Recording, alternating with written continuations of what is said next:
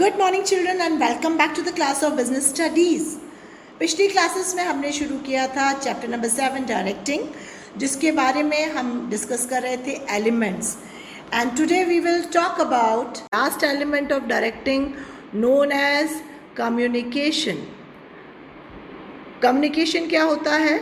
It is the transfer of information, ideas and thoughts between two people.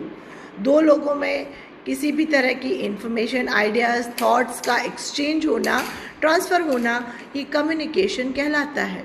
और इस communication में एक sender, एक रिसीवर और एक मैसेज का होना बहुत इम्पॉर्टेंट होता है। आइए और जानते हैं कम्युनिकेशन को। The word communication has originated from a Latin word communes, which means something common. Communication is a process of exchanging information, ideas, thoughts, feelings, and emotions through speech, signals, writing, or behavior. In communication process, a sender encodes a message, then using a medium, and send it to appropriate feedback using a medium. दो लोगों के बीच में एक sender होता है जो message भेजता है, एक रिसीवर होता है जिसे मैसेज मिलता है, और एक मैसेज होता है और एक मीडियम होता है जिस मीडियम से उस मैसेज को सेंडर रिसीवर तक भेजता है। फिर रिसीवर देता है फीडबैक कि उसे वो मैसेज मिला या नहीं।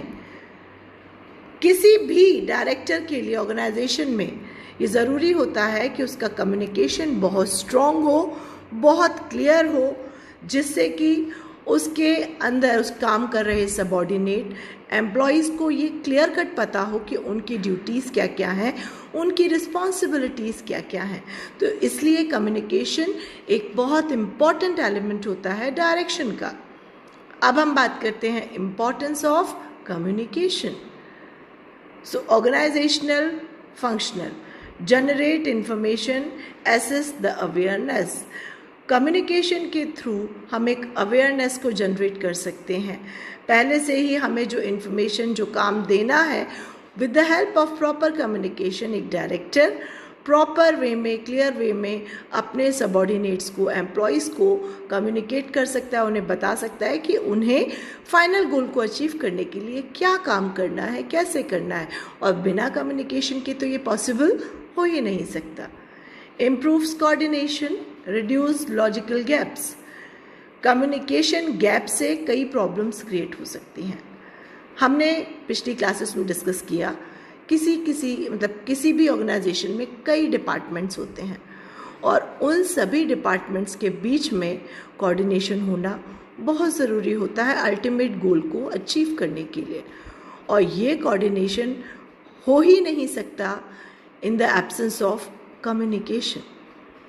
तो कम्युनिकेशन की हेल्प से ही सभी डिपार्टमेंट्स में स्मूथ कोऑर्डिनेशन जनरेट किया जा सकता है और गैप को कम किया जा सकता है।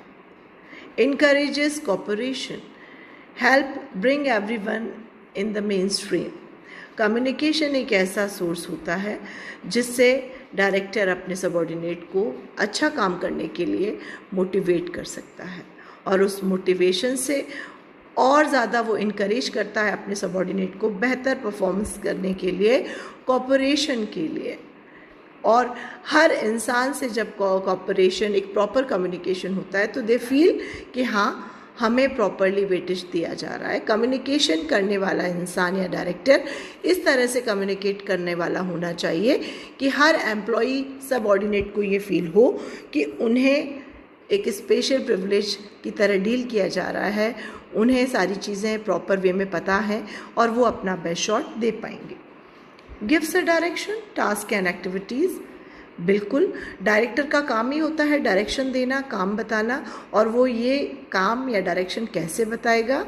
कम्युनिकेशन के थ्रू, चाहे वो ओरल कम्युनिकेशन हो या वो रिटन कम्युनिकेशन हो, बट कम्युनिकेशन होना ज़रूर चाहिए, अदरवाइज़ काम का होना पॉसिबल ही नहीं हो पाएगा बच्चों।